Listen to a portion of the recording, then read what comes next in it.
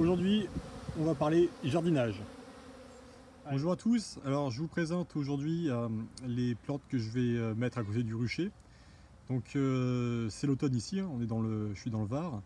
Donc c'est l'automne, il fait encore beau, la terre est encore chaude, mais par contre il fait beaucoup moins chaud que l'été. Et c'est la meilleure saison pour planter des arbustes. Donc c'est peut-être aussi le cas chez vous.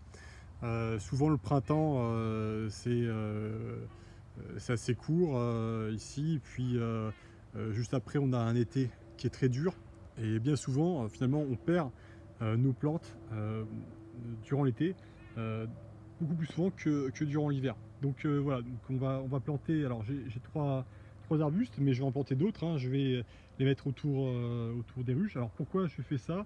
Alors déjà, vous savez, en France, on est soumis à des règlements qui nous obligent à mettre nos ruches à distance des propriétés voisines, et notamment des habitations. Et donc, en fonction des départements, de chaque département, les distances sont variables, mais généralement, c'est assez contraignant. Voilà, c'est 20 mètres ou davantage.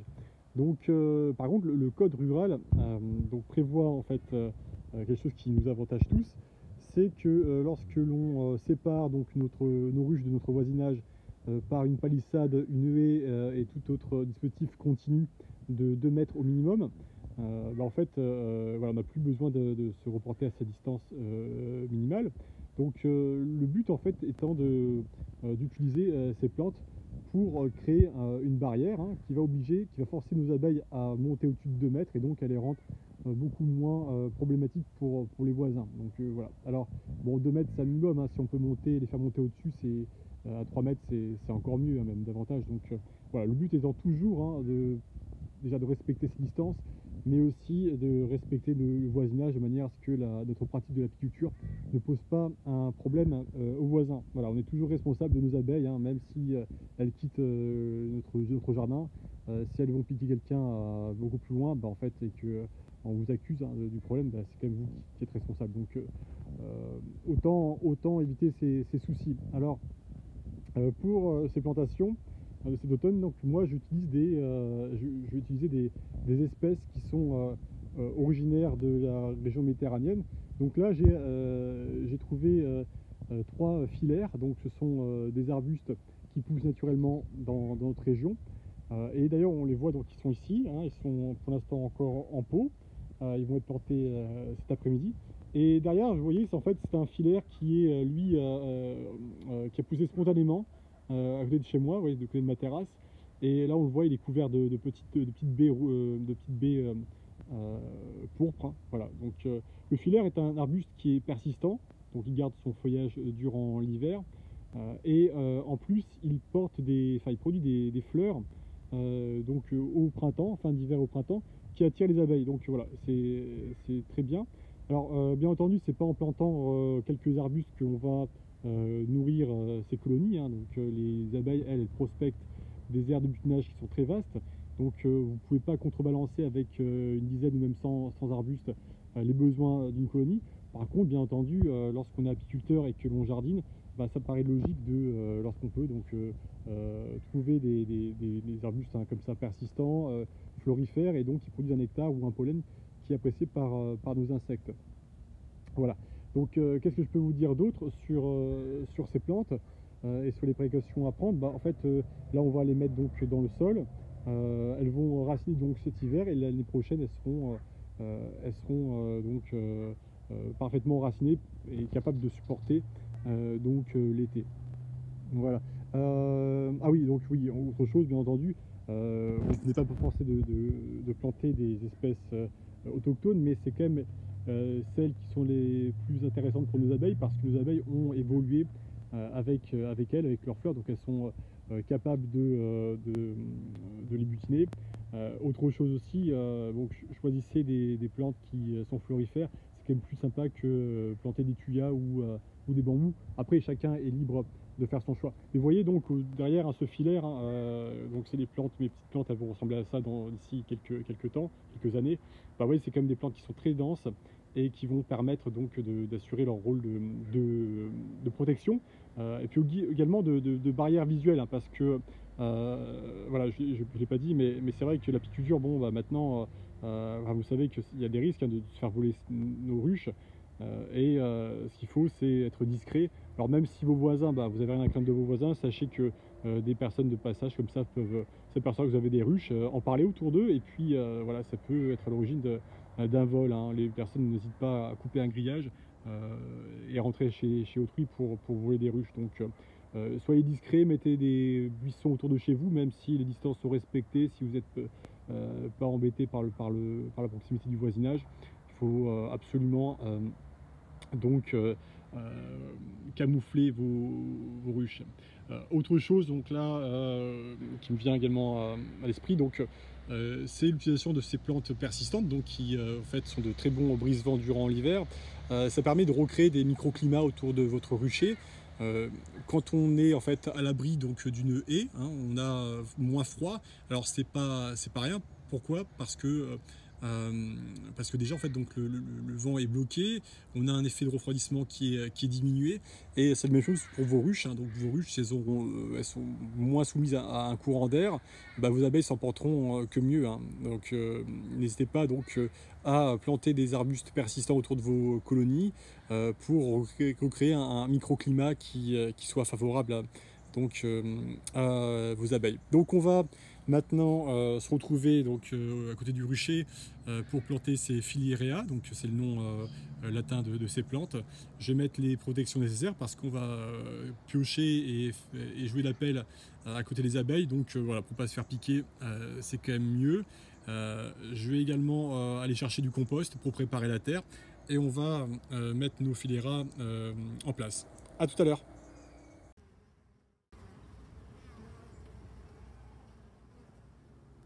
Voilà, donc j'ai planté les 3 arbustes. Voici un, le second, troisième plus bas. J'ai ces étiquettes pour pouvoir les signaler si une personne vient débroussailler dans le coin. Voilà. Oui, on parlait à l'instant des saisons de plantation. Là, ça c'est un laurier sauce que j'ai planté au mois de mai, trop tard dans la saison, et du coup il a grillé cet été. Alors je sais pas s'il va reprendre. Je vois que, alors c'est pas le seul que j'ai planté à ce moment-là. Il y en a un autre qui s'est mieux débrouillé, et un peu plus loin il y en a un qui repart franchement à la base. Voilà, donc l'été dans le sud, c'est pas du tout la saison, donc même la fin du printemps, c'est pas la saison indiquée pour faire la plantation. Donc là maintenant, à l'automne c'est mieux. Donc voilà. Bon, ça n'empêche pas non plus d'arroser, hein, parce que déjà à la plantation, il faut arroser les plantes pour tasser la motte, et puis boucher les poches d'air que l'on crée en plantant. Mais ensuite là actuellement, on n'a pas beaucoup de pluie, et c'est assez sec. Donc voilà. Vous voyez, alors, là je vous fais voir un petit peu les abords du rucher. Ce que je vais essayer de faire, c'est de faire un cordon de buissons, du maquis, hein, des arbres du coin, des arbustes du coin, pour occulter la vue sur cette partie. Et puis également avoir donc une hauteur de 2 mètres, 3 mètres, pour forcer les abeilles à passer au-dessus des têtes, et enfin donc freiner, décourager les personnes de rentrer au travers des broussailles. Alors faut pas non plus que le cordon soit trop large, trop épais, parce qu'ici on est en zone risque d'incendie, donc voilà, 2-3 mètres c'est suffisant. Et puis par contre de l'autre côté, voilà, faut garder ça propre. Bon, puisqu'on est là, on va voir un petit peu aussi ce qu'il y en est chez les abeilles. Donc là on est donc vers la fin octobre, il fait encore très beau, une belle journée. Voilà, il y a encore quelques frelons asiatiques, malheureusement, mais ça tend un petit peu à diminuer par rapport à ce que c'était il y a encore quelques semaines. Alors on a encore un petit peu de rentrée de pollen.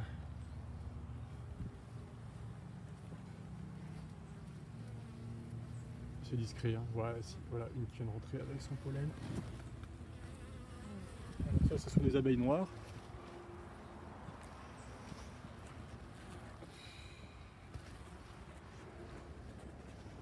Là on a une cyrte qui vient de se poser. Parce que vous la voyez bien, non, c'est flou. Tant pis. Voilà, des abeilles locales, hein, type Buckfast, mais bon. Un peu d'activité devant les ruches, c'est bien. Donc on voit la cyrte qui passe devant cette petite ruche là. Donc c'est pas dangereux ça, une cyrte, hein, c'est une mouche. Par contre, apparemment, elle parasite, hein, les nids de frelons européens. Alors peut-être qu'ici, elle attend finalement le passage d'un frelon européen pour aller le suivre à son nid. Pourquoi pas? S'imaginer. Ok, donc là, ça c'est une petite colonie qui... c'est un essaim que j'ai récupéré cet automne. Et là, voilà, un frelon asiatique qui pose des problèmes à cette colonie. Allez. Oui, c'est vrai, ça. Voilà, excusez-moi, il y a un petit problème d'image. Ça tourne un petit peu devant les colonies, mais il n'y a pas à proprement parler de paralysie de colonie.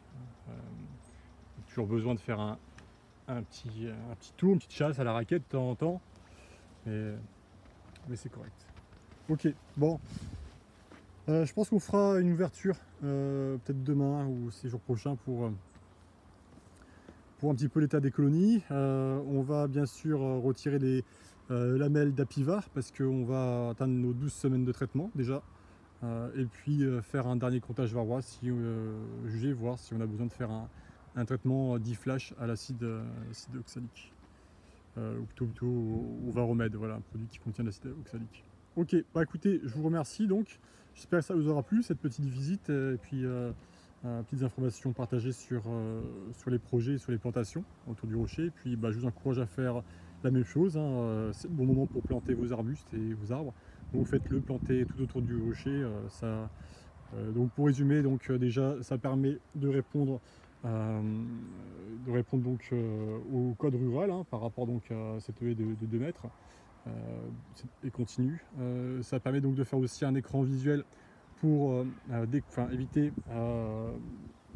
le vol, hein. Bon, ça ne supprime pas le vol, mais en tout cas moins on se fait repérer, mieux c'est quand on est apiculteur. Enfin, c'est important, ça recrée un microclimat autour du rucher. Vous voyez, par exemple, au début de saison, en fin de saison, lorsqu'il faut ouvrir les ruches, le fait d'avoir une zone abritée du vent, c'est tout de suite un gain de 2 ou 3 degrés sur les zones plus ventées. Et du coup, bah, ça améliore le confort des colonies. Voilà. Bon, écoutez, je vous remercie. Et puis, je vous souhaite une bonne journée.